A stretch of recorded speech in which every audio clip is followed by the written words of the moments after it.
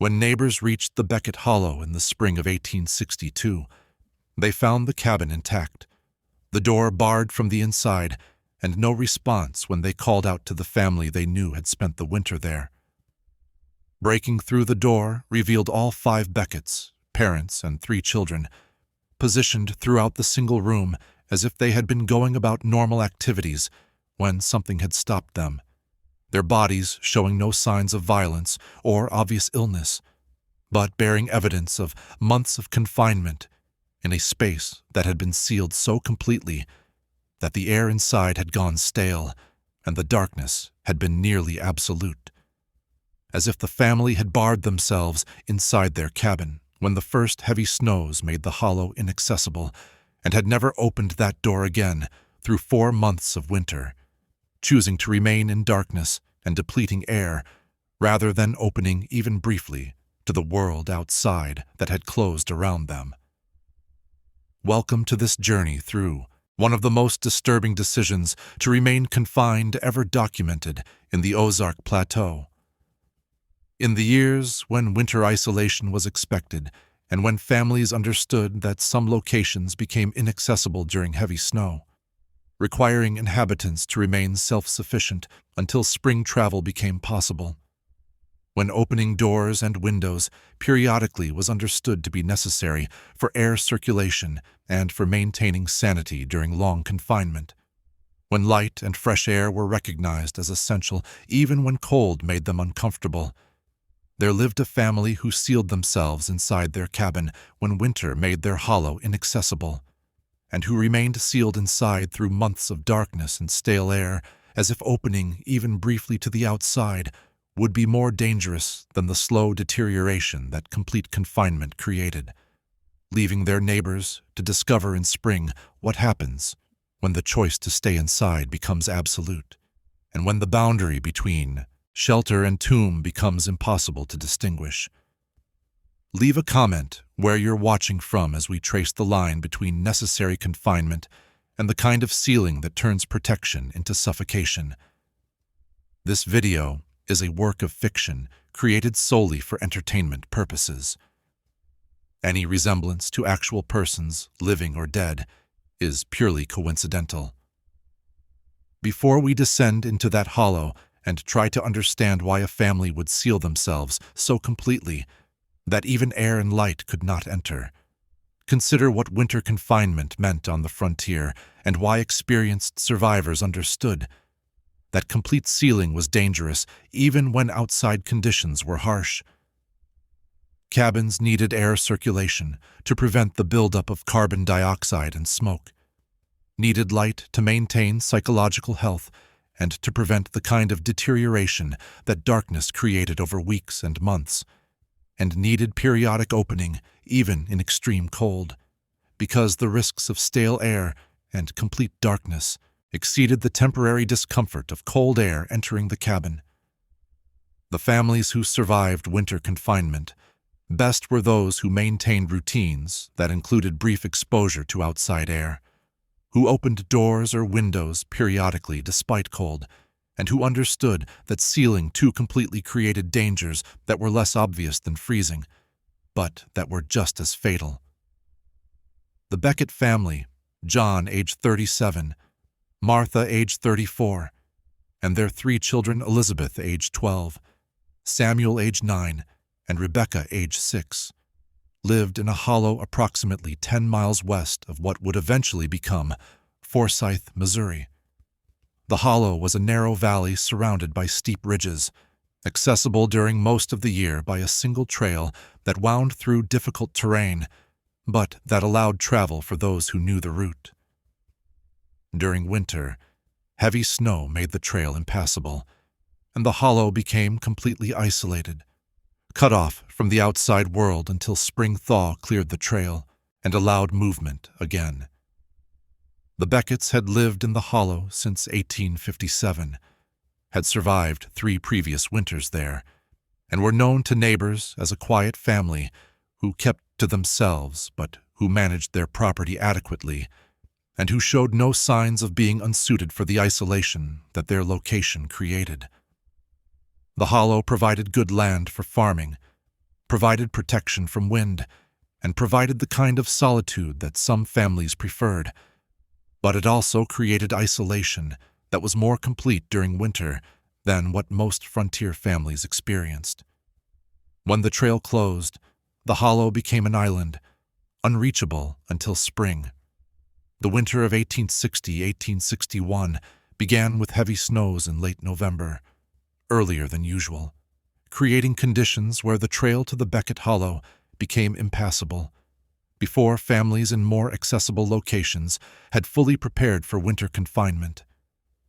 Neighbors who lived at the hollow's entrance, the Morrison family, who could reach the trail but who could not traverse it once snow accumulated, saw John Beckett make one final trip out of the hollow in early December, gathering some last supplies and making final preparations before the trail closed completely.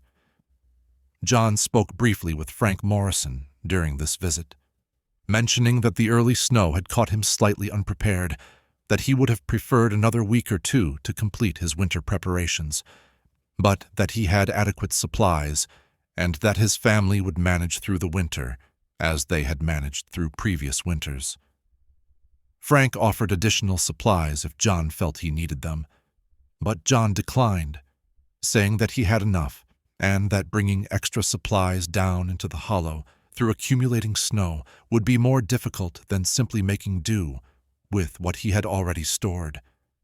That was the last time anyone saw John Beckett or any member of his family alive. The trail closed completely within days of John's final trip, and the hollow became inaccessible as snow accumulated and as winter settled into the pattern of sustained cold and heavy precipitation that would persist through February. Neighbors assumed the Beckett family was managing inside their hollow, as they had managed during previous winters, confined but adequate, waiting for spring when contact would resume and when stories of winter hardships could be shared. But this winter was different in ways that no one outside the hollow could observe.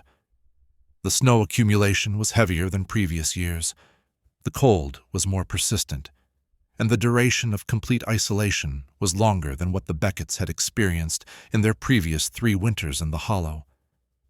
These factors alone would have created difficulty, but not necessarily crisis. Many families endured severe winters in isolated locations and emerged in spring, tired but intact. What happened inside the Beckett cabin during those months of isolation was not directly observable by anyone who survived, but the evidence found in spring suggested that the family's response to the isolation had been different from what normal winter confinement should create, that they had made decisions about sealing and about confinement that went beyond what survival required and that entered into territory where protection became imprisonment and where staying inside became something other than merely waiting for spring. The first indication that something might be wrong came in late March, when the trail to the hollow finally became passable, and when Frank Morrison and several other neighbors made their way down to check on the Beckett family and to verify that they had survived the winter without crisis. The journey down the trail revealed snow depths that were still substantial, suggesting that the hollow had received even more precipitation than the surrounding areas and that the Becketts had been truly cut off for the entire winter without any possibility of leaving or of receiving help if something had gone wrong. Morrison and the others reached the Beckett cabin and immediately noticed something unusual. The cabin was completely shuttered, with all windows covered from the inside in ways that prevented any light from entering or escaping, with the door closed and apparently secured from within, and with no smoke rising from the chimney, despite the fact that March temperatures were still cold enough that anyone inside should have been maintaining fire.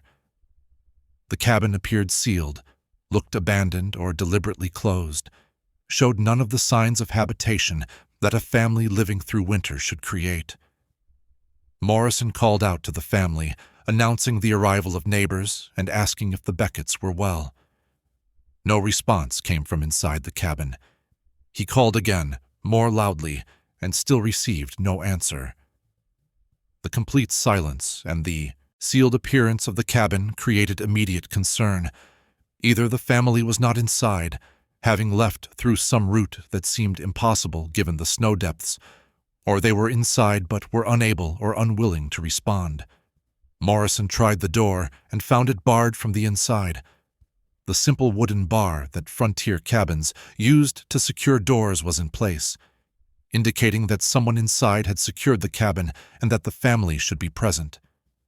But the lack of response, the absence of smoke, the complete darkness of the interior visible through gaps in the shuttered windows, all suggested that something was seriously wrong. The neighbors made the decision to force entry, to break through the door despite its being barred, because the possibility that the family was inside and in crisis outweighed the violation of breaking into a secured cabin. Morrison and another man used tools to break the door frame, releasing the bar and allowing the door to swing open into darkness that was nearly complete even though it was midday outside, and even though light should have penetrated any normal cabin. The smell that emerged when the door opened was immediately noticeable. Stale air that had been sealed inside for months.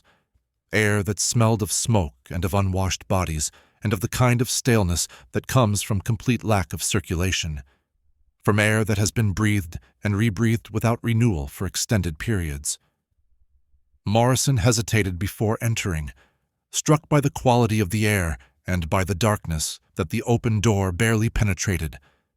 But concern for the family overcame hesitation, and he entered the cabin with the other neighbors following.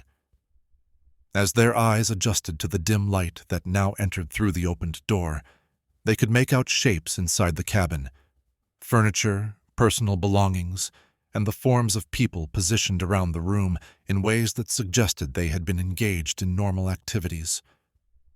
Morrison called out, again, hoping that the family was merely sleeping or was disoriented by the sudden intrusion.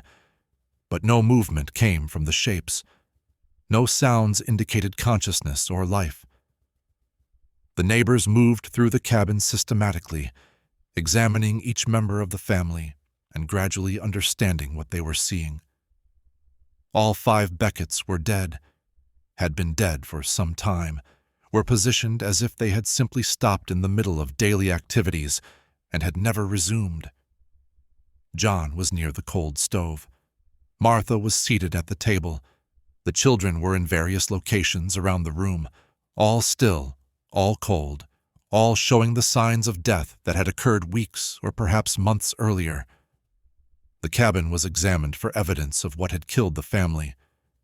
There were no signs of violence, no evidence of physical trauma, no indication that anyone had attacked them or had caused injury. The stove was cold and empty, but firewood was stacked against the wall, suggesting that they had not frozen from lack of fuel, but rather that fire had been allowed to go out at some point and had not been relit. Food stores remained in the cabin, diminished but present, indicating that they had not starved, but rather had adequate supplies that simply had not been consumed during their final days or weeks. What was most striking was the degree of sealing that the cabin showed. All windows were covered from the inside with blankets and clothing that had been nailed or wedged into place, creating barriers that prevented any light from entering and that also restricted air circulation. The door had been barred from the inside, as Morrison had discovered, and examination showed that gaps around the door frame had been stuffed with cloth to prevent drafts, creating a seal that was far more complete than what normal winter weatherproofing would require. The cabin's interior was dark even with the door now open, and the air quality was noticeably poor even after several minutes of exposure to outside air, suggesting that during the months of sealing the atmosphere inside had become increasingly inadequate for sustaining life. The evidence suggested a timeline that neighbors could only reconstruct from what they found. Sometime early in the winter, probably in December or early January, when the snow was at its heaviest, and when the hollow was most completely isolated, the family had made the decision to seal the cabin more completely than survival required. This sealing had been deliberate and systematic. The windows covered with multiple layers, the door sealed around its edges, the cabin made as airtight as possible. At some point, the fire had gone out, or had been allowed to go out. Whether this happened because the family was already too weakened to maintain it, or whether they deliberately allowed it to go out for reasons that could not be determined, was unclear. What was clear was that once the fire was out, the family had remained in the sealed cabin until death came from some combination of hypothermia, oxygen depletion, carbon dioxide poisoning, or simple metabolic failure created by the accumulated effects of their complete confinement.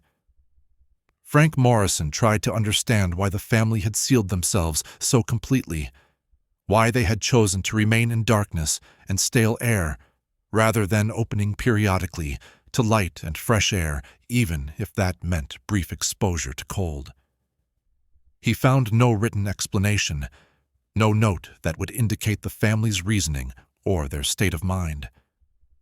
The cabin showed evidence of normal winter activities, some handwork, some food preparation, signs of daily living, but also showed evidence of the progressive deterioration that complete sealing created, with items left where they had been dropped, with tasks abandoned mid-completion, with the kind of disorder that suggested the family's functioning had declined over time, until they were no longer capable of maintaining even basic organization. The cause of death was impossible to determine with certainty. The bodies showed no single obvious cause, no wounds, no signs of acute poisoning, no evidence of specific disease.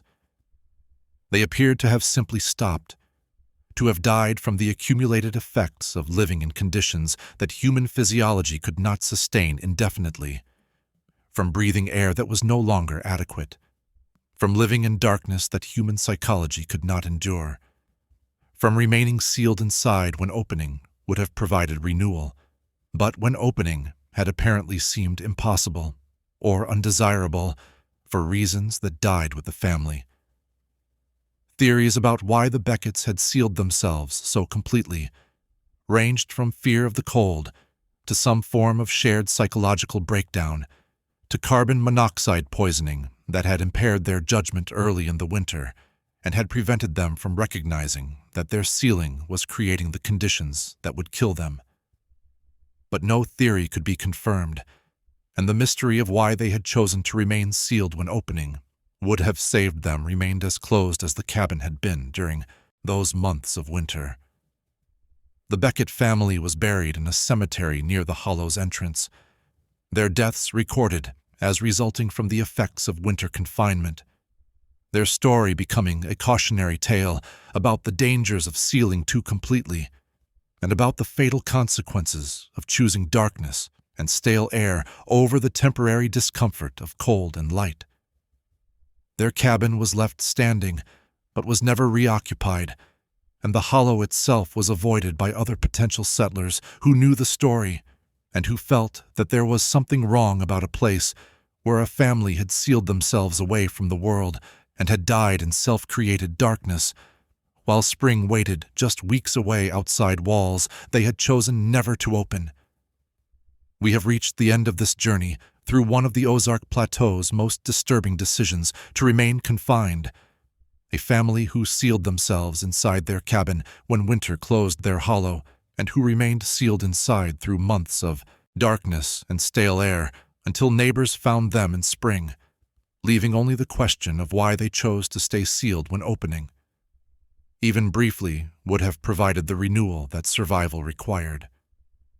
If you've made it this far on this journey through territory where hollows close and families seal themselves away from light and air, consider subscribing to Commute Tales for more stories that explore the boundaries between necessary confinement and fatal sealing.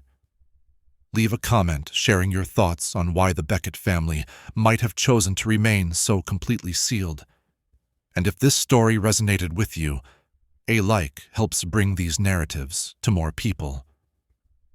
Until our next journey, remember that somewhere in the Ozarks, there is a hollow where a family once sealed themselves inside their cabin when winter made their valley inaccessible, and where those 5 people remained in self-created darkness through months of winter, until neighbors found them in spring positioned as if engaged in normal activities, but dead from the accumulated effects of air that would not renew and light that would not enter.